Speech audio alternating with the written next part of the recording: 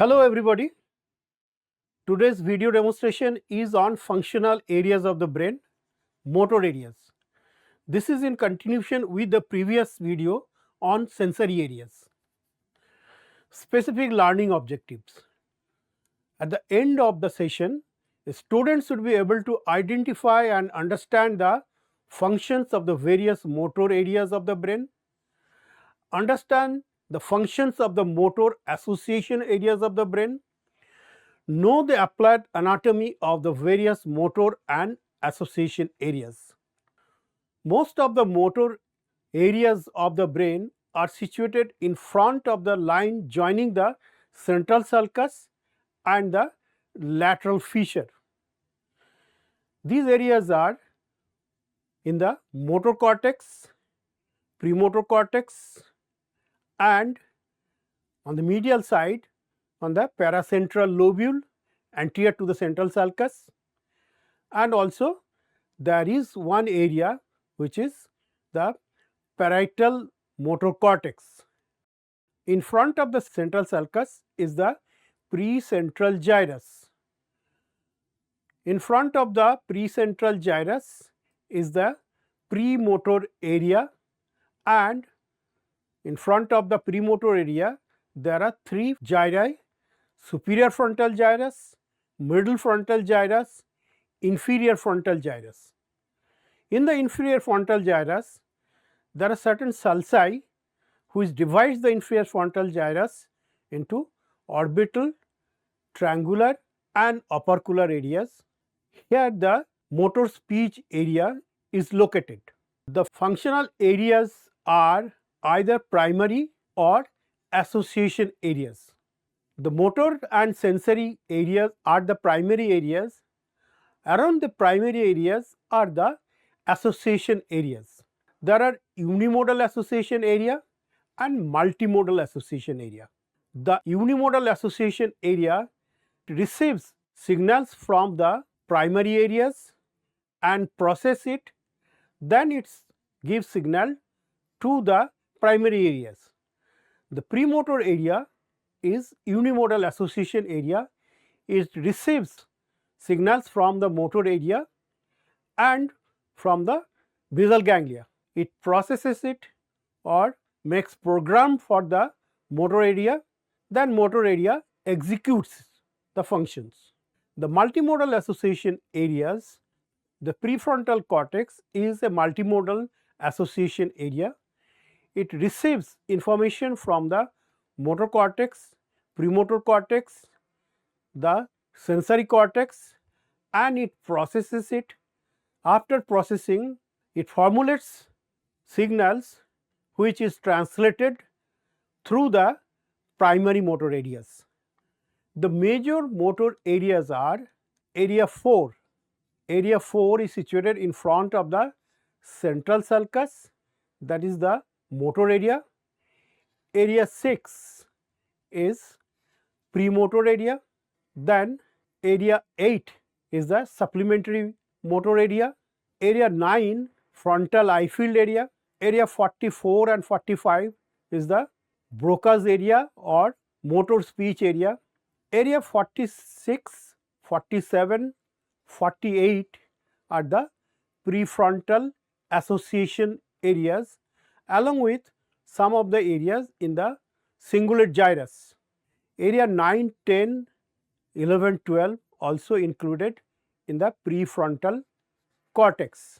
This is one of the association areas.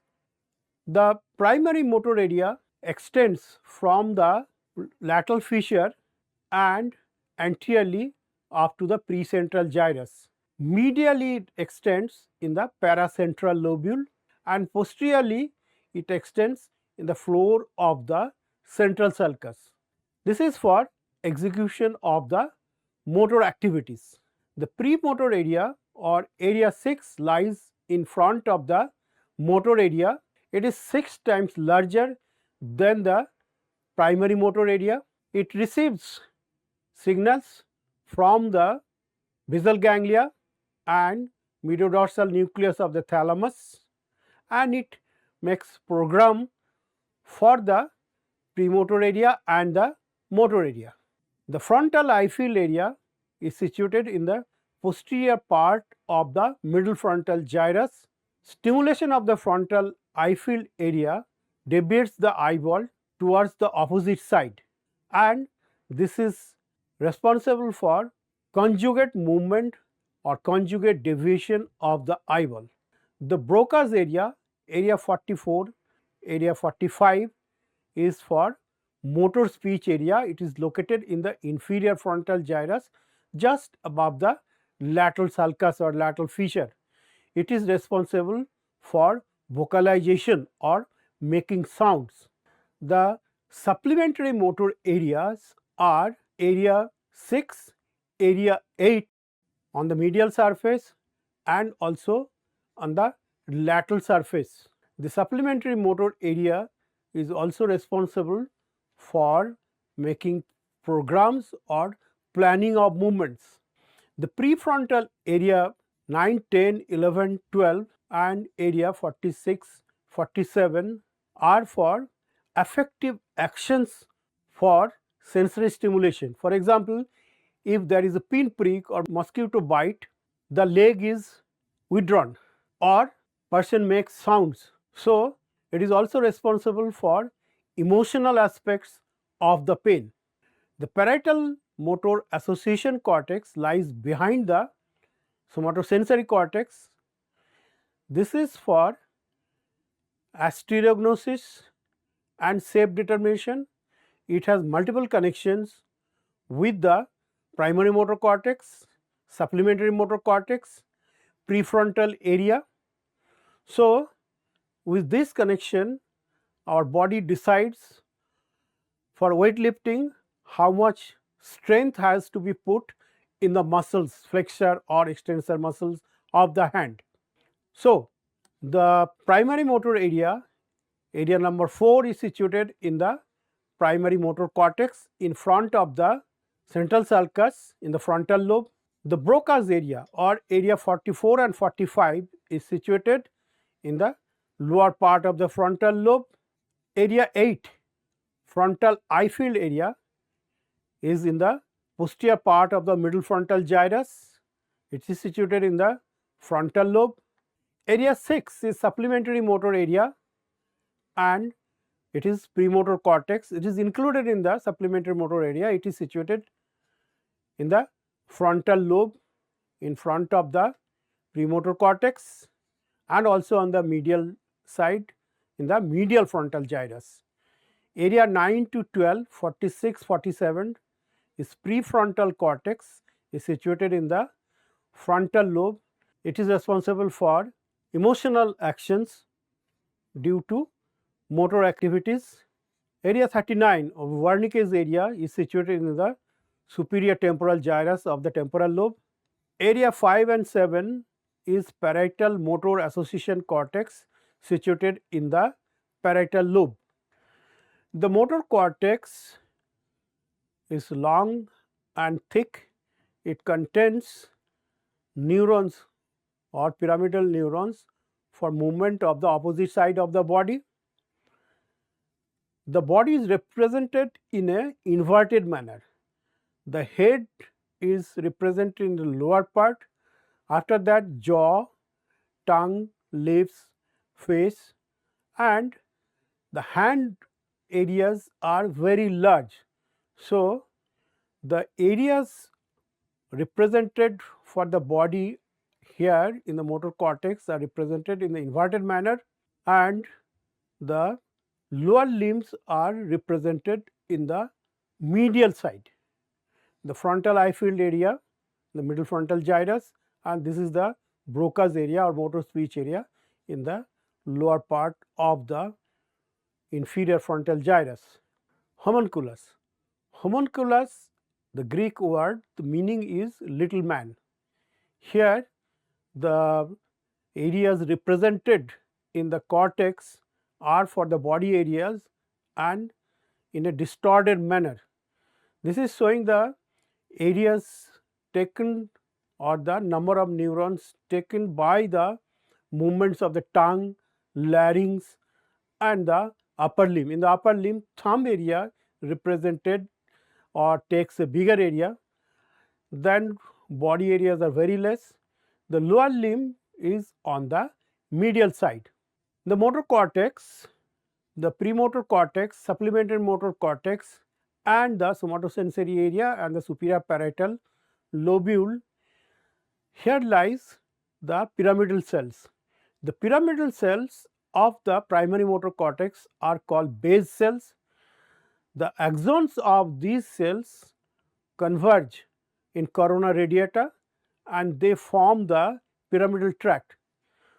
30% of the fibers of the pyramidal tract takes origin from the primary motor cortex, 30% takes origin from the premotor and the supplementary motor cortex, and rest takes origin from the primary somatosensory cortex and the superior parietal lobule.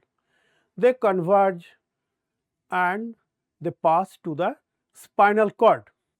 The primary motor area and the pyramidal tract, fibers from the pyramidal tract taking origin from the cortex, they converge in the internal capsule. Fibers taking origin from the motor cortex, premotor cortex, somatosensory cortex, they form the corona radiata and converge between the thalamus and the globus pallidus to form the internal capsule. Then these fibers pass through the midbrain in the cerebral peduncle, the middle 2/3 of the cerebral peduncle. After this, the fibers pass through the pons. Here it gives fibers to the pontine nuclei and the cranial nerve nuclei. Then in the medulla, these fibers cross, or the pyramidal tract cross the midline. This is called motor decussation. 80 to 85% of the fibers cross the opposite side and form the lateral corticospinal tract. The uncrossed fibers form the anterior or ventral corticospinal tract. The lateral corticospinal tract axons relay in the gray matter, in the lamina 9 of the gray matter of the spinal cord. The fibers in the medulla, they form an elevation. These elevations are called pyramid. Here is the decussation or crossing of the fibers, corticospinal tract fibers to the opposite side, forming the lateral corticospinal tract and the anterior corticospinal tract. This is showing the midbrain. The corticospinal tract fibers pass through the middle 2/3 of the crus cerebri, and here some of the fiber relays in the third nerve nuclei and some of the fiber relays in the fourth nerve nuclei. After this, they pass to the pons, and in the pons some fiber relays in the pontine nuclei to form the corticopontine fibers, and in the cranial nerve nucleus, that is whatever is present, the 5th, 6th, 7th, 8th nerve nuclei, the corticospinal tract gives axons to these nuclei. Here it is showing the corticospinal tract and the hypoglossal nuclei. The corticospinal tract gives fibers, or it relays or makes synapses with the hypoglossal nuclei in the medulla. Then this is showing the hypoglossal nerve. So, from the cortex up to the spinal cord, these fibers are called upper motor neuron.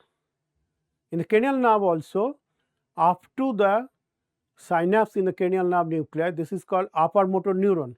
Below this is the lower motor neuron. Lesions of the primary motor area. A lesion of the motor cortex gives rise to flaccid paralysis of the opposite side of the body, and a destructive lesion of area 4 along with area 6 and subcortical white matter gives rise to spastic paralysis of the opposite side of the body. because the premotor area and the supplementary motor area sends inhibitory influence on the spinal cord neurons. If the inhibition goes, it gives rise to spasticity. The primary motor area and the pyramidal tract. The primary motor area gets afferents from the premotor area, postcentral gyrus, and the association cortex. The efferents, that is the fibers coming out, those are the corticospinal, corticonuclear, corticobulbar, and corticopontine fibers. The function of the pyramidal tract is voluntary movement, and effects of the lesion of it is the voluntary paresis, and if it is extensive, then it is called paralysis. If there is an extensive damage, it will cause spastic paralysis. Premotor area. The premotor area is in front of the motor area and it receives afferents from the thalamus, basal ganglia, and efferents goes to the motor cortex. The function is programming of movements and it directs the motor cortex for execution of the movement. It is just like a computer hardware. The hardware makes or plans for any program and an execution is done by the software. Effect of lesion of the premotor area. Apraxia, inability to perform learned movements, and agraphia, association areas for the speech is also affected, inability or disability and writing. The language areas. The language areas are situated in the lower part of the frontal lobe, that is the Broca's motor area or Broca's speech area. The sensory speech area is Wernicke's area. It is situated in the superior temporal gyrus and it is connected with the supramarginal gyrus in the inferior parietal lobule. Integration of all these three areas are required for making meaningful sounds. The language areas, the Broca's area and the sensory speech area or the Wernicke's area are connected by arcuate fasciculus, and integration of this is required for meaningful speech.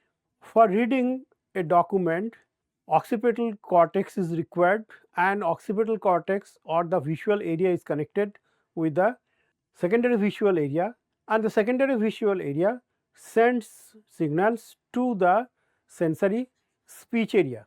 The sensory speech area sends impulses to the motor speech area through the premotor area, and the motor speech area executes the function or vocalization is done or reading is done by this pathway. So, pathway for reading is occipital cortex or primary visual cortex, secondary visual cortex, then the sensory speech area. Sensory speech area is connected to the premotor area and the Broca's area, and the motor area executes the function or vocalization. So, take home message. The primary motor area or area 4 is in the precentral gyrus and in the paracentral lobule. It is for execution of activity and maintain a homunculus. Premotor area 6 are for programming of motor activity and it is situated in front of the motor area. The association areas are for storage of data for particular modality. It can be unimodal or multimodal. Frontal eye field area or area 8 is for conjugate movement of the eyeball. Any damage will hamper the conjugate movement of the eyeball. Broca's speech area is located in the frontal lobe and it is required for vocalization. You should study the motor areas from Barr's textbook of human anatomy, then Fitzgerald's clinical neuroanatomy and neuroscience, and Petista's textbook of neuroanatomy. Thank you.